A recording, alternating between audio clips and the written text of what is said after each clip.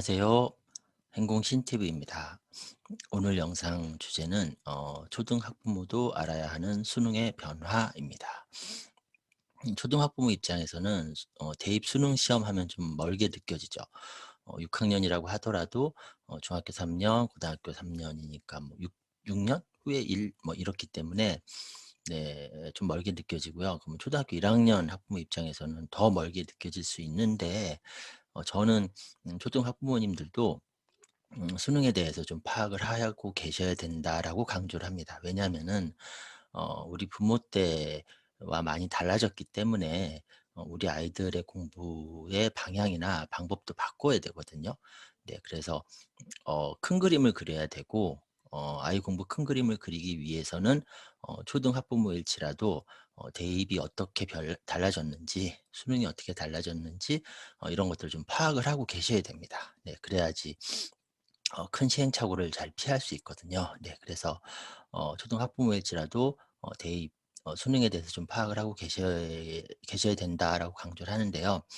오늘은 이제 수능에 대한 여러 가지 것 중에 또 최근에 또 변화가 또 생겼거든요. 그래서 그런 것들을 다 이제 정리를 해서 이제 꼭 아셔야 될 것 3 가지 정도만 정리를 해 보려고 합니다. 네, 그래서 영상 주제는 초등학부모도 알아야 하는 수능의 변화. 네, 이 제목으로 영상을 만들어 봤습니다. 크게 3 가지라고 아까 말씀드렸는데요. 첫 번째는 이제 서술형, 논술형 문제가 출제가 된다는 거고요. 두 번째는 이제 수능 시험에 학생부가 반영이 된다. 그다음에 세 번째는 수시지균 수능 최저가 완화된다. 뭐 이렇게 3 가지인데 요러 제목만 보시면 좀 어렵게 느껴지시죠. 근데 제가 최대한 쉽게 간단간단 정리를 해 드릴 거니까 네, 천천히 따라오시면 됩니다. 첫 번째가 서술형, 논술형 문제가 출제가 된다. 네, 이겁니다. 현재는 초등학교, 중학교, 고등학교 모두 학교 시험에는 서술형 문제가 출제가 되고 있습니다. 네, 그런데 수능 시험에는 서술형 문제가 출제가 되지 않고 있거든요. 네, 근데 이제 달라진 점은 이제 수능에도 서술형, 논술형 문제가 출제가 될 거라는 거죠. 네, 그래서 이와 관련해서 2019년 10월 달에 이미 언론을 통해서 계속 이야기가 나왔었어요. 그래서 논술식 등 새로운 수능 시스템을 고민을 한다라고 보도가 나왔었고, 그다음에 2019년 12월 달에는 미래 교육을 담아낼 새로운 수능 체계를 중장기적으로 마련하겠다. 예, 이렇게 보도가 나왔었고, 작년이죠. 이제 작년이 됐죠. 2020년 5월에는 지금의 수능 시험을 논술형 수능으로 바꿔야 한다. 이럴 예정이다라고 이제 보도가 나왔습니다. 네. 그러니까 대학 가는 방법은 이제 수능 있고 이제 수시가 있는데, 이제 수능에 이제 서술형, 논술형 문제를 출제를 하겠다고 얘기를 하는데요. 네. 서술형 시험이 있고 논술형 시험이 있습니다. 서술형 시험은 이제 서술하는 거예요. 네. 글을 이렇게 쭉 쓰는 거죠. 그러니까 객관식 정답 맞추기도 아니고, 그다음에 단답형 주관식도 아니고 서술을 하는 문제입니다. 서술을 하는 문제. 자, 그리고 이 서술하는 문제는 설명을 서술하는 문제가 있고 주장까지 해야 되는 문제가 있어요. 네. 이렇게 되어 있습니다. 대표적인 사례가 수학의 서술형 주관식 문제죠. 그러니까 수학의 서술형 문제라는 거는 그 문제의 답만 구하라는 게 아니라 그 문제의 답을 어떻게 구했는지 설명을 하라는 거죠. 네. 그래서 이제 설명하는 서술형 시험이 있다라면은 설명으로 끝나는 게 아니라 주장까지 해라. 그러니까 객관적인 설명이 아니라 주관적인 주장까지 하라는 시험. 네, 그게 이제 논술형 시험 이렇게 얘기를 합니다. 그래서 음 어떤 경우에는 서술형, 논술형 이렇게 구분해서 지칭을 할 때도 있고, 어떤 경우에는 그냥 서술형으로 통칭할 때도 있어요. 네, 근데 그건 뭐 중요하진 않습니다. 그래서 이제 우리는 어떻게 이해를 하고 있으면 되냐면, 아 객관식 문제나 단답형 주관식 문제 말고 서술을 하는 문제들이 출제가 되고 있는데, 그 서술하는 문제 중에는 설명을 서술하는 것도 있고 주장을 서술하는 문제도 있다. 이렇게 우리는 이제 이해를 하고 있으면 됩니다. 자, 그리고 그게 이제 앞으로는 수능 시험에도 설명을 서술하고 주장을 서술하는 문제가 출제가 될 거라는 거죠. 네. 자, 그럼 도대체 언제부터? 2021년 기준으로 초등학교 6학년부터입니다. 그래서 초등학교 6학년부터 초등학교 5학년, 4학년, 3학년, 2학년, 1학년, 또 유치, 네, 요렇게. 네. 이 아이들은 이제 대학 입시 때 수능 시험을 볼 때 수능 시험에서 서술형, 논술형 문제를 만나게 된다는 거죠. 네. 이거를 잘 기억을 우리 부모가 잘 알고 있어야겠죠. 그러면은 이제 우리 아이들 공부를 할 때도 '아 이게 외워서는 안 되겠구나. 그냥 무조건 외우라고 하면 안 되겠구나.' 네 이렇게 우리 부모가 이제 기준을 갖게 되는 거니까. 그래서 이제 첫 번째는 서술형, 논술형 문제가 출제가 된다는 거였고요. 자 두 번째는 수능 시험에 학생부를 반영을 한다라고 합니다. 자 이거는 무슨 얘기냐면요. 자 수능은 정시고요. 학생부는 수시입니다. 자 다시요. 대학 들어갈 때 시험은 두 가지라고 생각을 하면 돼요. 첫 번째는 수시, 두 번째는 정시. 네, 근데 수시는 학생부로 대학을 가는 거고요. 정시는 수능으로 대학을 가는 겁니다. 자, 요렇게요. 네, 현재도 그래요. 현재도 그런데, 그런데 수시 학생부 전형에는 수능 시험이 영향을 끼치기도 해요. 네, 그래서 학생부로 대학을 진학을 하기는 하지만 수능 시험도 어느 정도 잘 봐야지 수시 합격이 되는 네 이런 방식인 거죠. 자 그런데 정시 수능은 학생부와는 상관이 없었어요.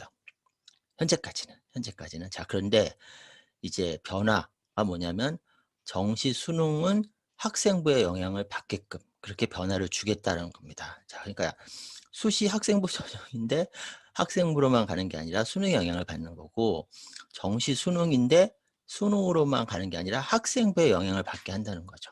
네 요렇게요. 자 그럼 도대체 이제 정시 수능에 학생부의 영향을 어떤 식으로 주겠다는 거냐 도대체 누가 그런 얘기를 하는 거냐 서울대입니다.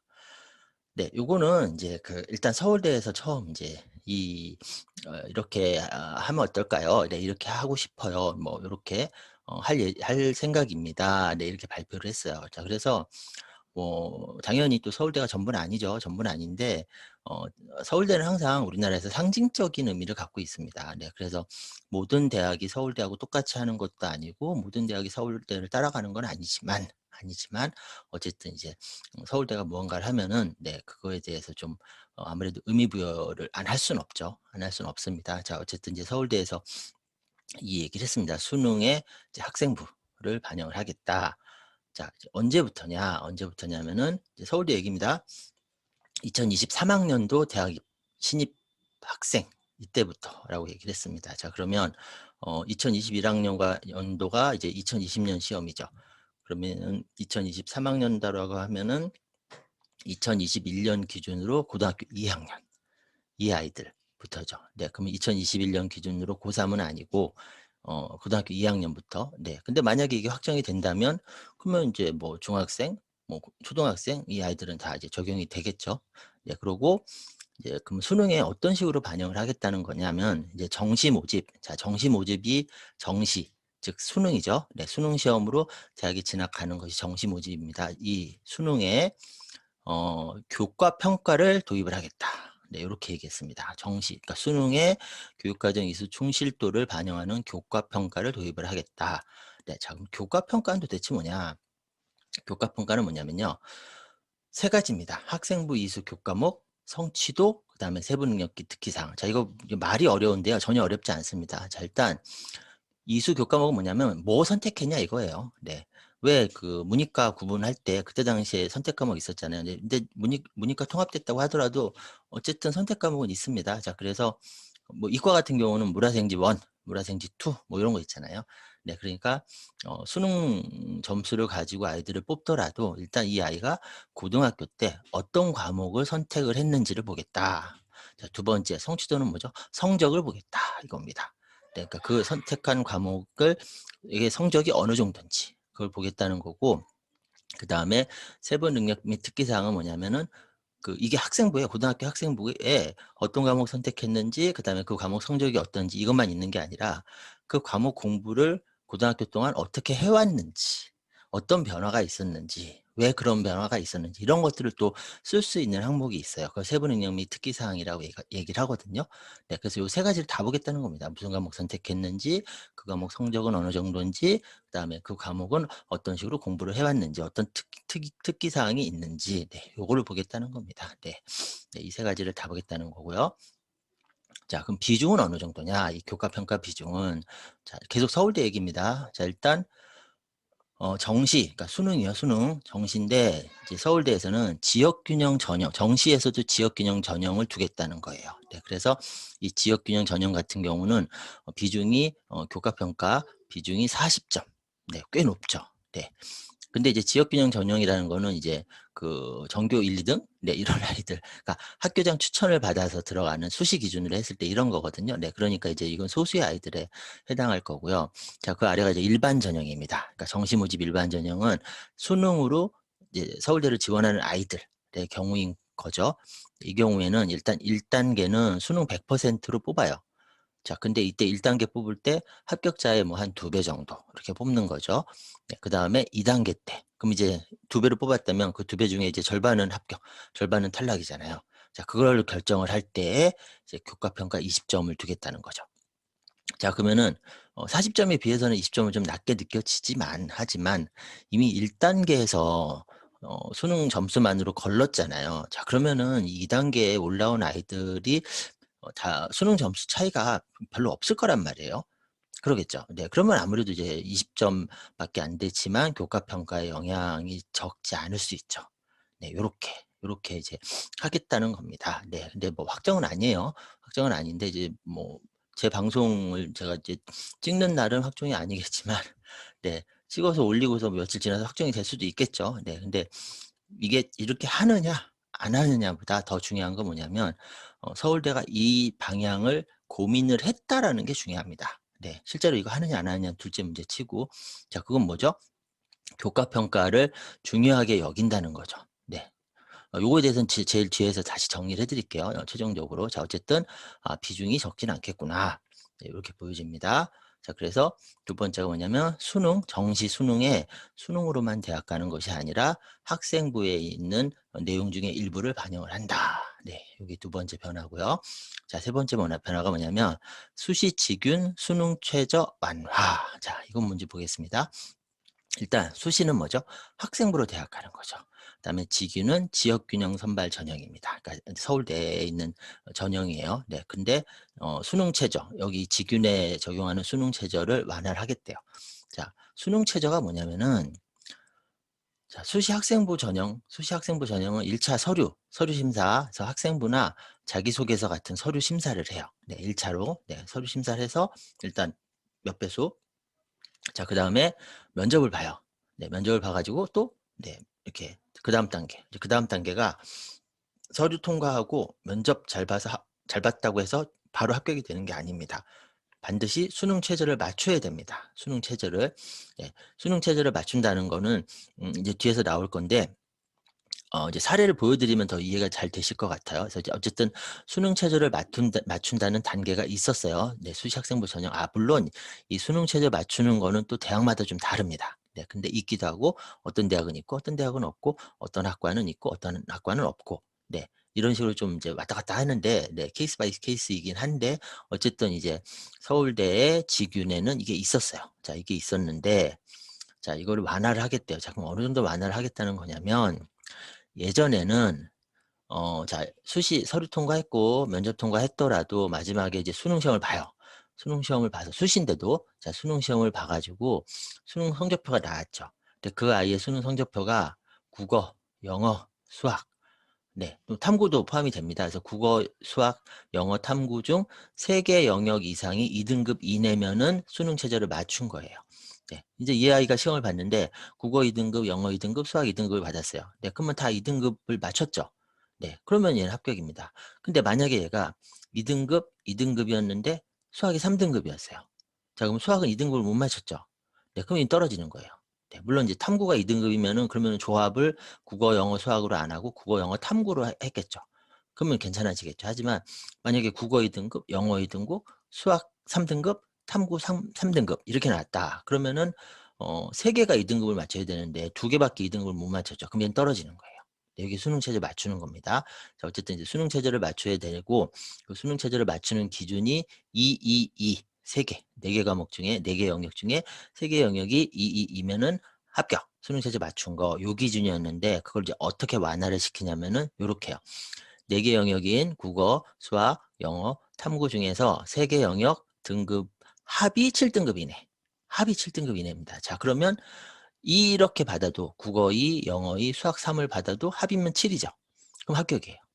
네, 또는 국어 2, 영어 3, 수학 2. 이것도 합격이에요. 또는 국어 3, 영어 2, 수학 2. 이것도 합격이에요. 또는 국어 1, 영어 3, 수학 3. 이것도 합격이에요.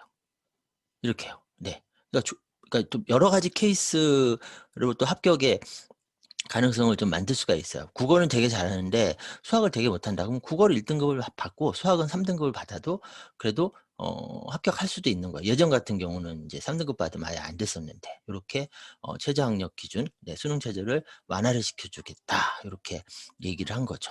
네. 자, 수능 변화의 핵심을 이제 다시 보겠습니다. 지금 제가 쭉 말씀을 드렸는데 처음 들으시는 분들은 내용 따라오기도 좀 어려우실 수 있어요. 네, 그래서 이제 지금 쭉 말씀드린 걸 다 기억하실 필요는 없어요. 네, 쭉 말씀드린 거에서 이제 핵심만 다시 한번 정리해 드릴게요. 자, 첫 번째, 수능에도 뭐가 나올 예정이라고요? 서술형, 논술형. 네, 그러면 수능 시험 잘 보려면은 어디까지 잘해야 되죠? 쓰기까지 잘해야 돼요. 네, 당연한 얘기죠. 각 과목별 쓰기입니다. 일반 글쓰기 아니에요.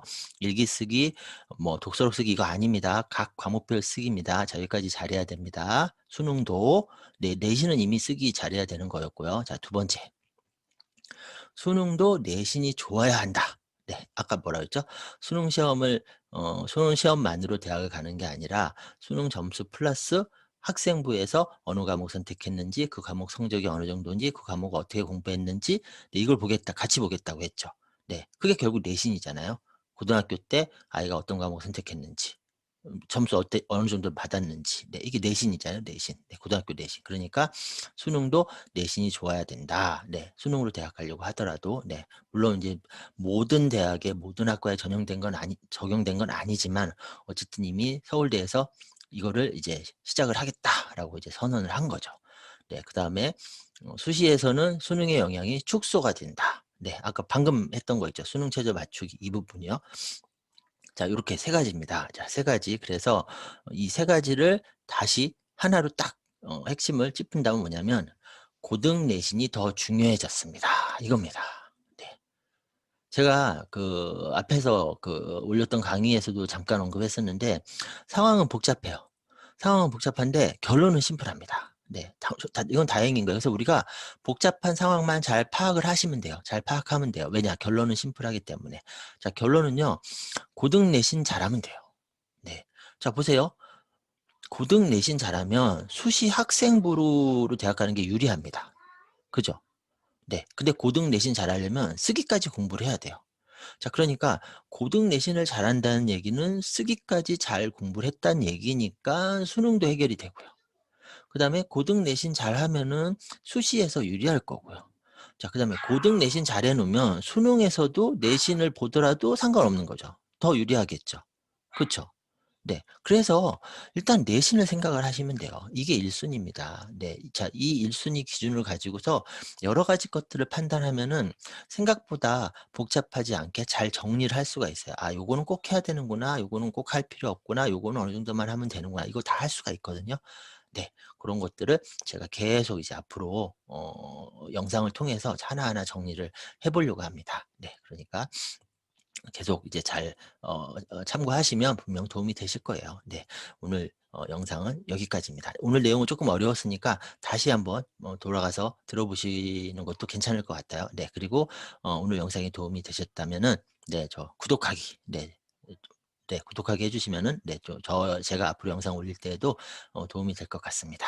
네. 오늘 영상은 여기까지입니다. 저는 다음 영상 때 또 좋은 내용으로 찾아뵙겠습니다. 네. 감사합니다.